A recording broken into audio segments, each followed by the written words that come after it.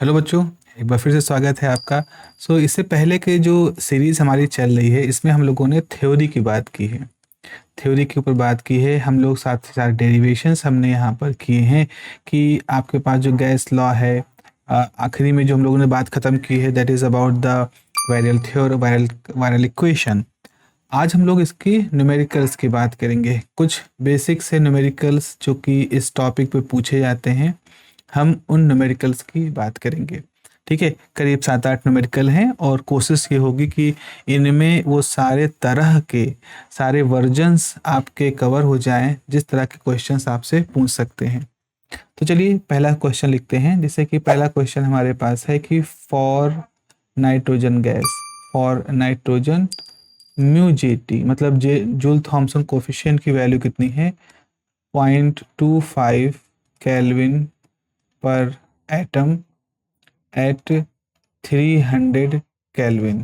Okay, अगर gas को expand करते हैं, if gas expands from 50 atmospheric pressure to 1 atmospheric pressure, तो आपको क्या कैलकुलेट करना है, calculate the change in temperature. ये हमारा पूरा प्रश्न है। इस प्रश्न को हम समझेंगे और फिर ये भी देखेंगे कि थ्योरी में हमने क्या सीखा है। देखो यहाँ पर लिखा है कि नाइट्रोजन गैस के लिए जूल जूल थॉम्सन कोफिशिएंट है, उसकी वैल्यू दी गई है और टेम्परेचर कितना दिया गया है, 300 केल्विन। गैस एक्सपेंड होती है 50 एटमॉस्फेरिक प्रेशर से 1 एटमॉस्फेरिक प्रेशर पर। तो याद करें जरा पिछली बातें जो हम लोगों ने इसमें की हैं कि आपके जूल थॉम्सन इफेक्ट में क्या होता है कि इस तरह से एक पोरस प्लग होता है, इस तरह से पोरस प्लग होता है, रेशेदार होते हैं। इधर से हम पिस्टन को प्रेस करते हैं जबकि उसका टेम्परेचर P1, प्रेशर P1 है, V1 है और मान लो यहाँ टेम्परेचर T1 है। गैस जब इन रेशो से होते हुए दूसरी तरफ जाती है तो यहाँ प्रेशर P2 हो जाता है, वॉल्यूम मान लो V2 है और टेम्परेचर T2 हो जाता है। अब यहाँ पर कूलिंग इफेक्ट भी होता हुआ दिखता है और हीटिंग इफेक्ट भी होता हुआ दिखता है। वो बात तो हो जाएगी कि इन्वर्जन टेम्परेचर किस तरह से है।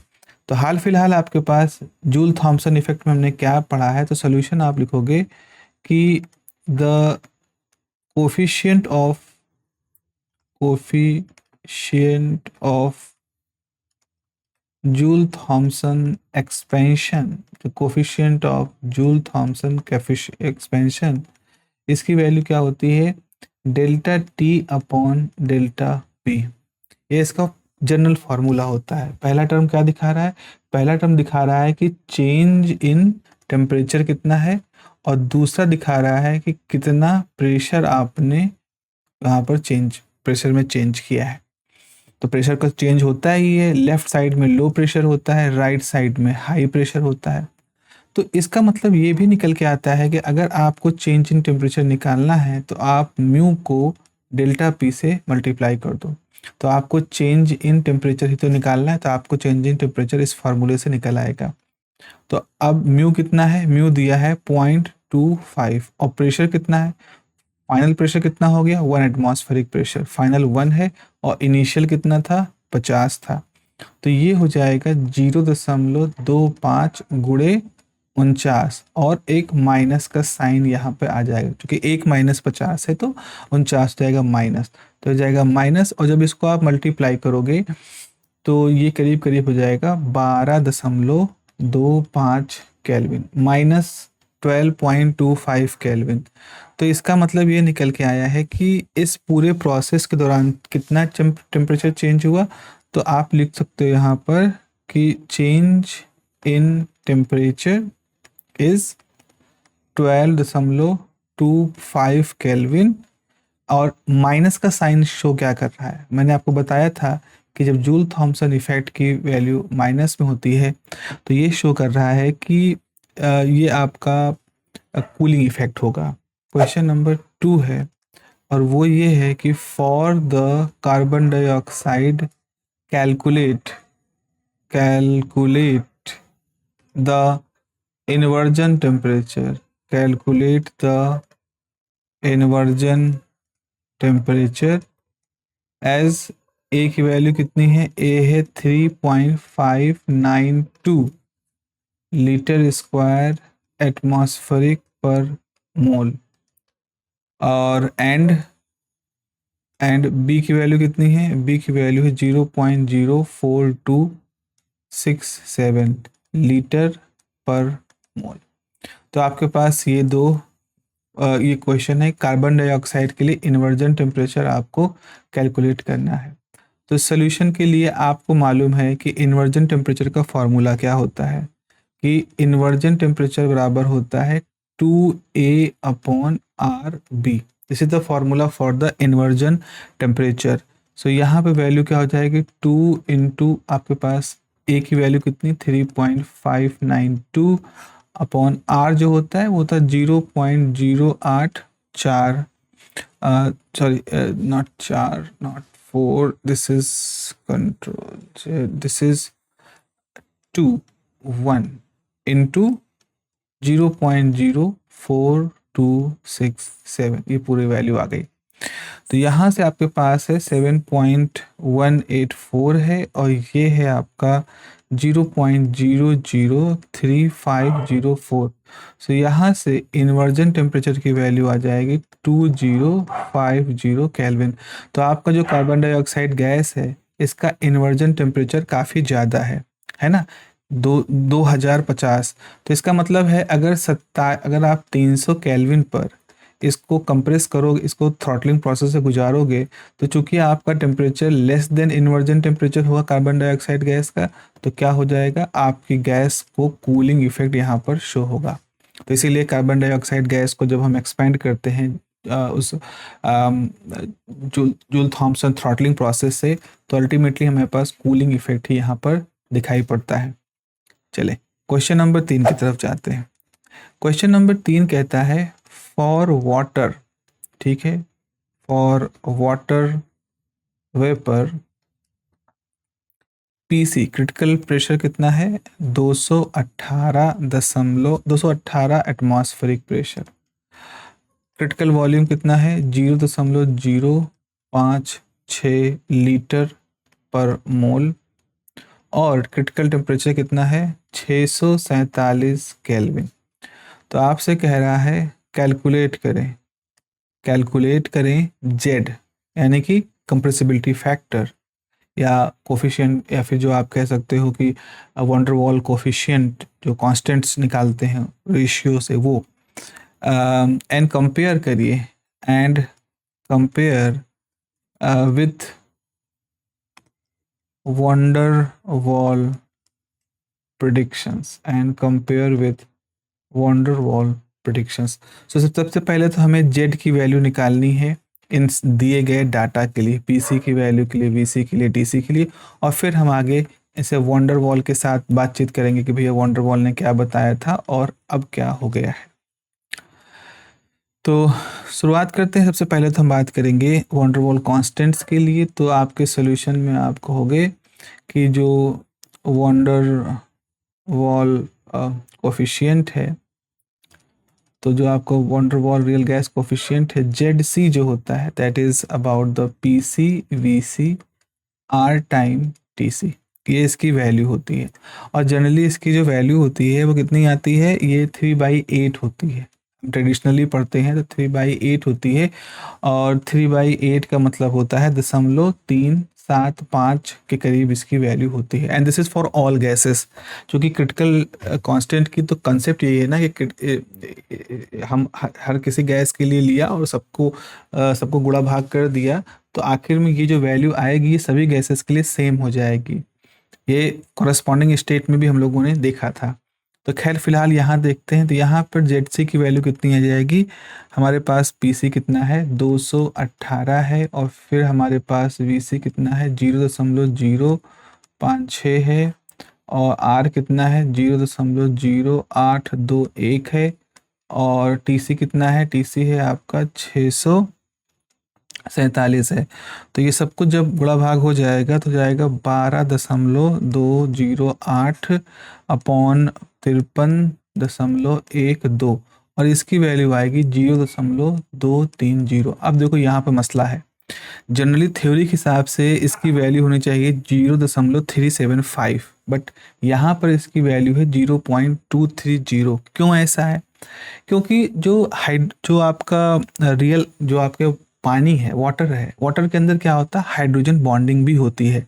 तो हाइड्रोजन बॉन्डिंग जैसी वीक बॉन्डिंग, ये सारे फोर्स तो वॉन्डर वॉल की थ्योरी में कंसीडर किए नहीं गए थे, लेकिन वो चूंकि हैं, इसका मतलब है वॉन्डर वॉल की जो थ्योरी है वो इस केसेस में बहुत अच्छे तरीके से हमारे लिए रिजल्ट नहीं दे पाती है। क्यों? क्योंकि हाइड्रोजन और H2O का जो वेपर फॉर्म होता है उसमें हाइड्रोजन बॉन्डिंग जो होती है, जिसकी वजह से थ्योरी का रिजल्ट और एक्सपेरिमेंट का रिजल्ट अलग अलग हो रहा है। तो यहाँ पे आप लिख सकते हैं कि for real gases as per van der Waals theory Z must be 0.375। The value of Z, अभी जो Z की वैल्यू है, the value of Z for vapor is 0.23, which is less than 0.375 because of presence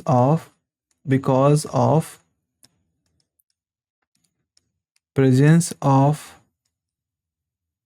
hydrogen bonding in water system में।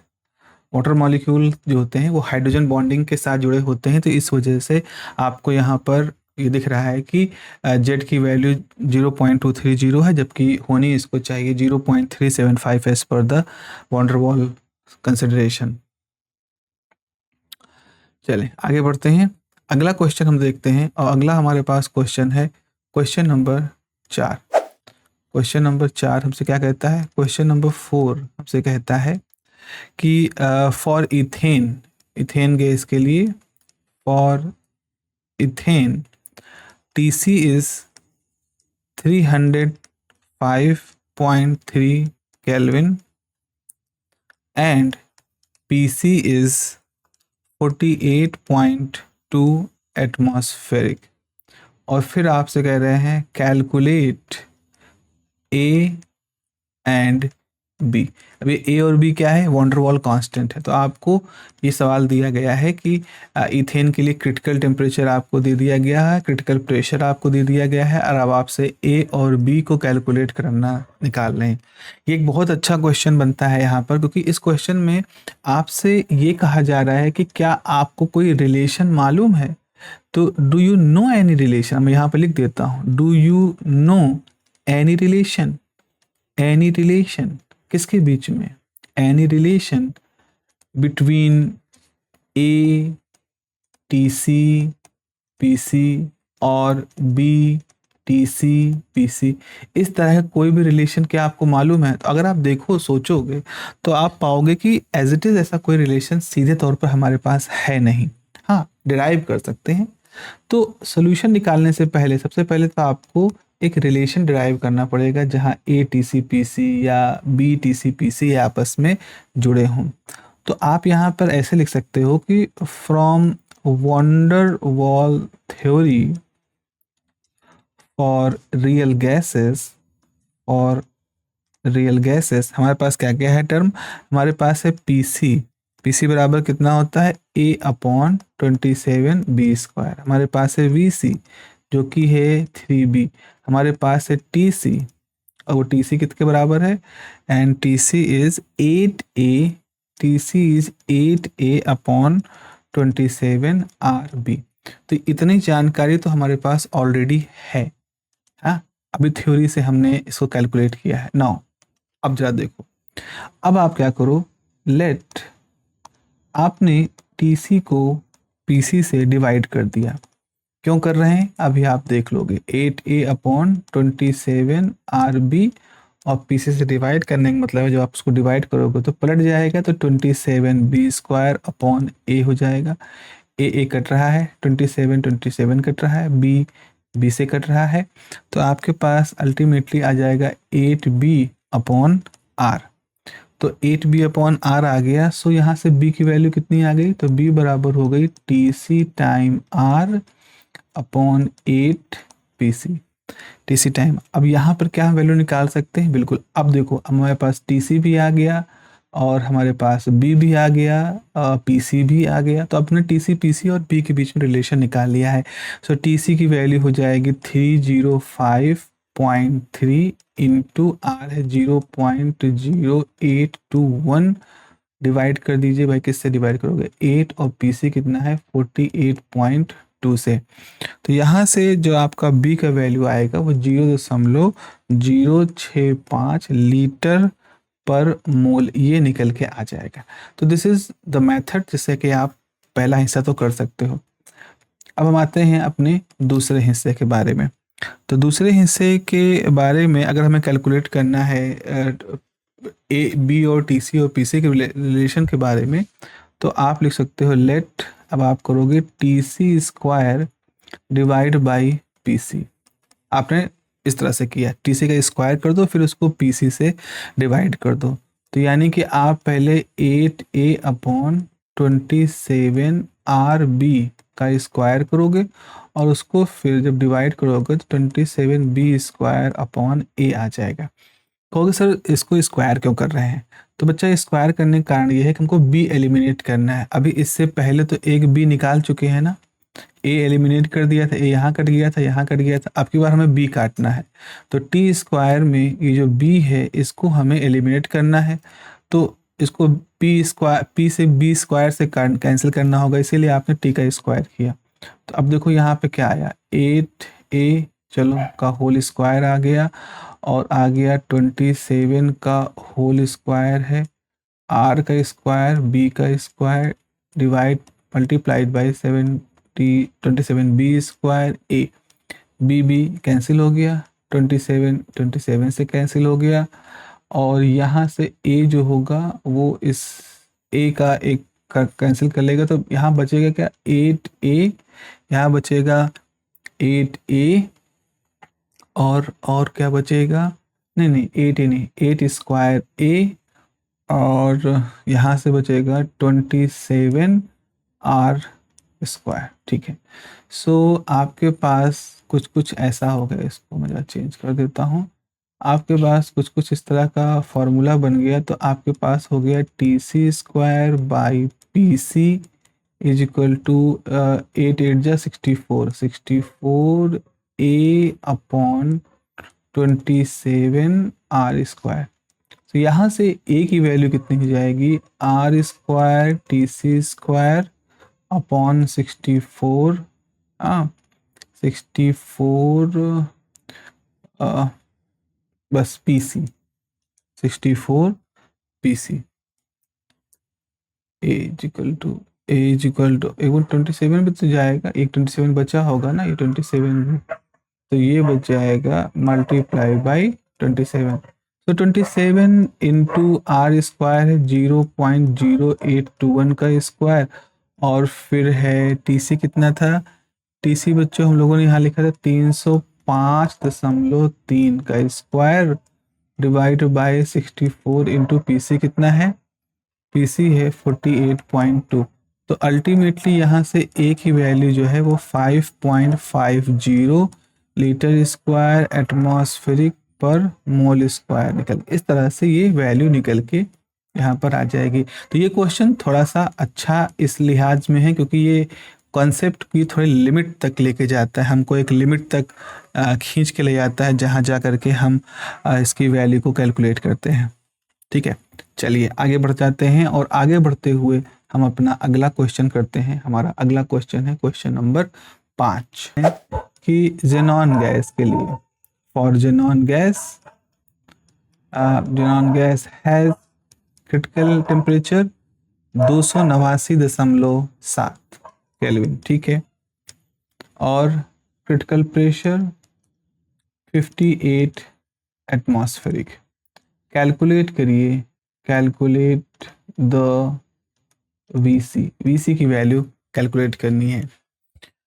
तो ऐसा करने के लिए हमारे पास क्या टीसी पीसी वीसी में कोई रिलेशन है? Yes, we have a relation, जिसको कि हम उस कोफिशिएंट की के रूप में जानते हैं। So as Z C is equal to P C V C upon R time T C. तो यहाँ से अगर वी सी की वैल्यू निकालना चाहोगे तो Z time R T C upon P C, यानी कि जनरली जेड की वैल्यू कितनी होती है? 3.3/8 यानी 0.375 होती है। तो 375 है, ये किसकी वैल्यू है? जेड की। आर होता है 0.0821 और टीसी कितना दिया गया है? टीसी दिया गया है 289, तो 289.7 डिवाइड कर दीजिए। पीसी कितना है? 58। ठीक है, इसको जब डिवाइड करोगे बच्चों तो आपके पास करीब आएगा 0.1538 लीटर पर मोल। सो आपका ये जेड का जो सॉरी वी की जो वैल्यू है, क्रिटिकल वॉल्यूम की जो वैल्यू है, वो वहाँ पर कैलकुलेट होकर के आ जाएगी। So I hope you are comfortable with this straightforward discussion. अपने आखिरी क्वेश्चन की तरफ चलिए आते हैं। अब इससे ज़्यादा क्वेश्चन यहाँ पर बहुत बनते हैं नहीं, अगले क्वेश्चन की तरफ बढ़ते हैं। क्वेश्चन नंबर 6 है। क्वेश्चन नंबर 6 क्या कहता है कि 2 मोल ऑफ ऑक्सीजन, ऑक्सीजन है तो ए वैल्यू कितनी है? ए है 1.360 लीटर स्क्वायर एटमॉस्फेरिक पर मोल स्क्वायर, और बी की कितनी वैल्यू है? 0.0318 लीटर पर मोल। तो हमारे पास ऑक्सीजन है इन 5 litre at 3000 kelvin, find pressure in atmospheric unit. तो इस क्वेश्चन को जरा हम ध्यान से पढ़ेंगे, एक बार फिर से इसके बारे में बात करेंगे। 2 मोल हैं ऑक्सीजन के, ठीक है, इसके लिए वंडरवॉल कॉन्स्टेंट्स दिए गए हैं। 5 लीटर उसका वॉल्यूम है, 300 केल्विन टेम्परेचर है, तो हमें उसका प्रेशर निकालना है। यहाँ हमसे क्रिटिकल प्रेशर की बात नहीं कर रहे, हमसे सामान्य प्रेशर की बात कर रहे हैं। तो सामान्य प्रेशर के लिए मेरे पास फॉर्मूला कौन सा है? Van der Waals relation. सो आप लिखोगे बाई, अब हम पूरा लिख दे रहे हैं, आप शॉर्ट में मत लिखिएगा, by van der Waals equation P plus A upon V square v minus B is equal to R T. अब जरा एक चीज समझो, इसमें n नहीं आ रहा है, तो n का क्या मतलब है? n कहाँ कहाँ लगता है? तो n का ऐसा होता है, n यहाँ लगता है, n स्क्वायर हो जाता है, n यहाँ लगता है और n यहाँ लगता है। तो अगर आपको पूरी थ्योरी समझनी है तो आपको ये n भी समझ में रखना पड़ेगा, n कहाँ कहाँ लग रहा है। सो इसका मतलब है आप लिख सकते हो p plus A square n square upon V square is equal to N R T upon V minus N B. यहाँ से p की वैल्यू निकल के आएगी N R T upon V minus N B minus A square N square upon V square. तो अब ये formula हमारे पास आ गया। अब इस फॉर्मूले में हमको वैल्यूज़ रखनी है। तो आपके पास, अब पहले जरा देख ले यहाँ पर गिवन क्या है भाई। आपके पास गिवन है कि n की वैल्यू 2 है और आपके पास v की वैल्यू क्या गिवन है? 5 लीटर है। टेम्परेचर दिया गया है 300 केल्विन है और r की वैल्यू तो मालूम ही है आपको कितनी होती है? 0.0821 लीटर एटमॉस्फेरिक पर मोल केल्विन, ये इसकी वैल्यू होती है। सबसे पहले आप लिख सकते हो v माइनस एन बी का मतलब कितना हो गया? v है 5 litre minus n number of mole 2 है और b की वैल्यू कितनी दी गई है? 0.0318। इसको जब सॉल्व करोगे तो आ जाएगा आपके पास 4.9363 लीटर। तो आपके पास v माइनस एन बी की वैल्यू आ गई है। ऑल्सो फिर क्या करेंगे? अब हमें कैलकुलेट करना है कि N R T upon V minus N B कितना है। तो आपके पास भाई 2 है, आर की वैल्यू है 0.0821, टी की वैल्यू कितनी दी गई है? टी की वैल्यू दी गई है 300 केल्विन और V माइनस एन बी तो आपने निकाला ही है 4.9363। तो अल्टीमेटली इसकी वैल्यू आती है 9.98 atmospheric pressure.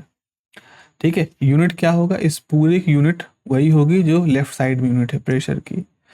Also N square A square by V square कितना होगा, तो दो दूनी 4 हो गया। ए का मतलब हो गया कि आपको 1.360 का स्क्वायर करना है, और वी कितना है, वी है आपका 5 का स्क्वायर। तो ये सब जब करोगे तो करीब आएगा 5.44 डिवाइड बाई 25, तो ये हो जाएगा 0.2176 2176 एटमॉस्फेरिक प्रेशर। सो प्रेशर की वैल्यू क्या हो जाएगी, आपको ये टर्म देखना है 9.98 माइनस कर देना है 0.2176। क्यों, क्योंकि आप देखो पहला टर्म ये है, तो ये टर्म आपका यहाँ लिखा गया और जो दूसरा टर्म है वो आपने यहाँ लिखा है। तो आपके पास P की वैल्यू आ जाएगी 9.76 atmospheric. So this is how we can calculate the pressure. So this is all about this thing, जिसमें कि हमने कुछ 5-6 न्यूमेरिकल्स किए हैं इस पूरे वंडर वॉल कॉन्सेप्ट को लेकर के। तो इस तरह से आपको वेरिएशंस मिल जाएंगे, और this is more than enough. Even competitive level के लिए अगर आप CUET की तैयारी भी कर रहे हैं तो भी आपको वहाँ पर इन न्यूमेरिकल से ज़्यादा ट्रिकी न्यूमेरिकल जनरली नहीं देखने को मिलते, अदरवाइज मिलते तो बनते तो बहुत अच्छे तरीके से न्यूमेरिकल्स हैं हायर ऑर्डर के। तो चलिए यहीं पर रुकते हैं, और अगला हम अब यूनिट नंबर 2 काइनेटिक थ्योरी बहुत जल्दी शुरू करेंगे। Have a nice day, take care, bye bye.